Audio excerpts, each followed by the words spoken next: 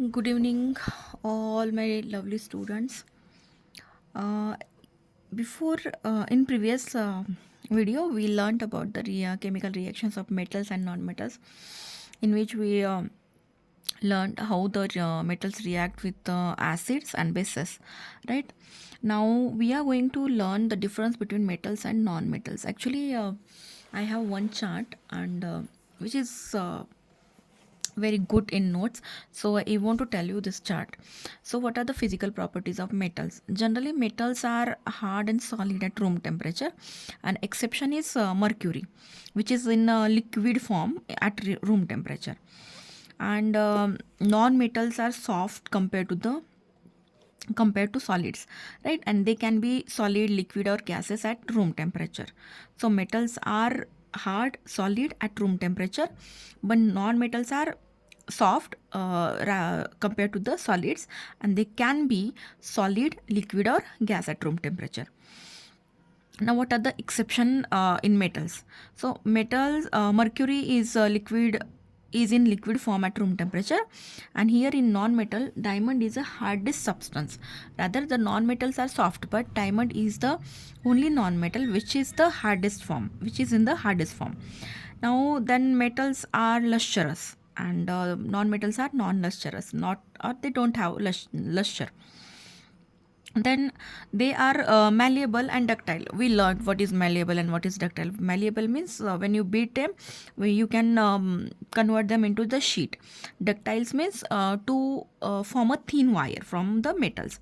And obviously non-metals are soft, so we can't beat them. When you beat them, they will be converted into the powder form. So non-metals are brittle, non-malleable, and non-ductile. Always remember, whatever properties you are going to write about the metals, you have to write exactly opposite in the non-metals.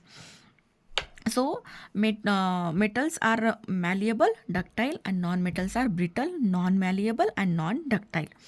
Then third property in physical property, they have high specific gravity, and non-metals, they have low specific or generally low specific gravity.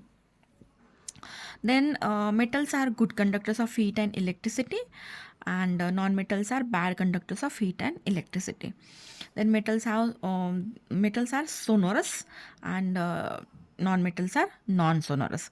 All these are the physical property. I'll explain once again.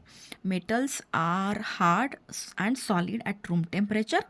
Non-metals are soft compared to the solids, and they can be solid, liquid, or gas at room temperature. In metals, one exception is there, that is mercury, which must be in solid form, but it is in a liquid form at room temperature. In non-metals, diamond is the hardest substance, which must be soft, but it is the exception case, so it is the hardest substance. Then metals are lustrous, non-metals are non-lustrous. Then metals are malleable, ductile, non-metals are brittle, non-malleable, non-ductile. Then metals are good conductors of heat and electricity, and non-metals are bad conductors of heat and electricity. Then metals have specific gravity, high specific gravity, and non-metals have low density, right? Then metals are sonorous, and non-metals are non-sonorous. Then what are the physical chemical property?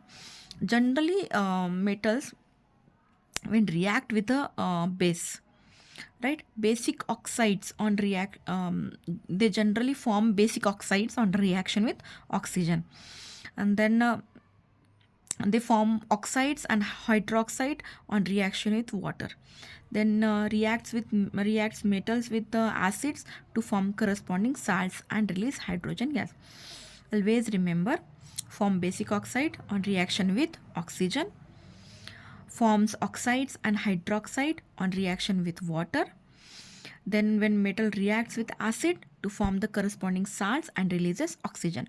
All these are the chemical properties of metals, right? Now, what are the chemical properties of non-metals? Non-metals are always in acidic oxides when they react with the oxygen. Generally, they do not react with water. And third, non-metals do not react with acids. All these are the differences between metals and non-metals.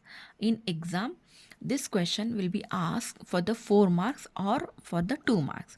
If it is asked for the 2 marks, you have to mention two properties from the physical and two properties from the chemical. 1 point carry half mark. If it is asked for the 4 mark, then you have to write physical properties properly and chemical properties properly. Then later we are going to learn about the displacement of reaction. Now displacement means what? When chemical reaction takes place, that times more reactive elements displaces first than the less reactive elements, and from the compounds, and the more is the tendency of an element to form compounds, the more is its reactivity. Means if a chemical reaction takes place, more reactive element displaces to the less reactive element from the compound, right? And that element has the more tendency to form the compounds than the less reactive elements. All metals do not have the same reactivity. Based on the degree of their reactivity, metals are arranged in a reactivity series, and this series is called as a reactivity series, right?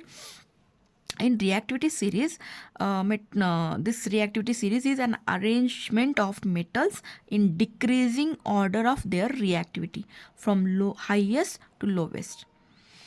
Remember, depending on the degree of their reactivity, metals are arranged in reactivity series, and this reactivity series is an arrangement of metals in decreasing order from their reactivity from highest to lowest.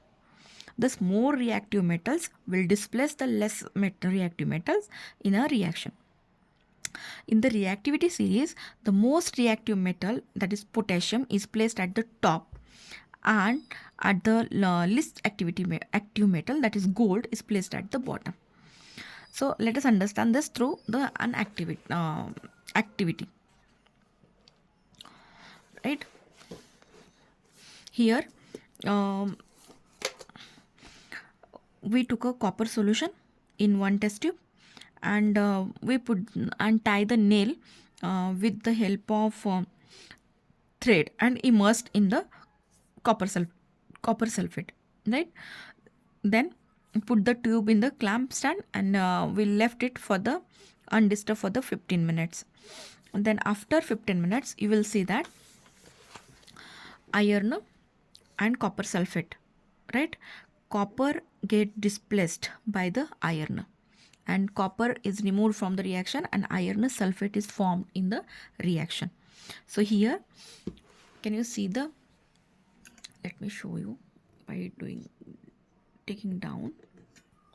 This is the activity series, right? Potassium is the highest reactive metal, then sodium is less reactive than the potassium, then calcium is less reactive than the sodium, magnesium is less reactive than the aluminium is less reactive than the zinc, iron is less reactive than the zinc, tin is less reactive than the iron, and lead is less reactive than the tin, and in between the hydrogen is considered as a ideal metal, right? Then copper, mercury, silver, gold, and platinum are the metals which are placed at the bottom. Those are least reactive, right?